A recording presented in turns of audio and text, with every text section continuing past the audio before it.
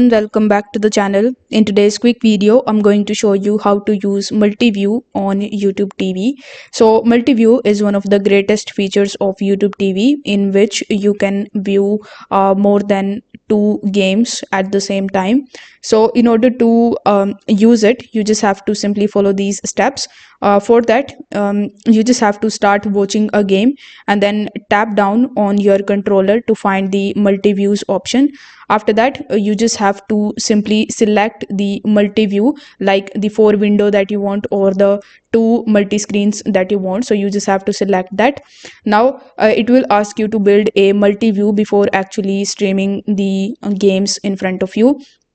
So in order to build a multi-view, you just have to select an out of market game and choose watch in multi-view and add an available game and repeat to watch up to 4 games on one screen.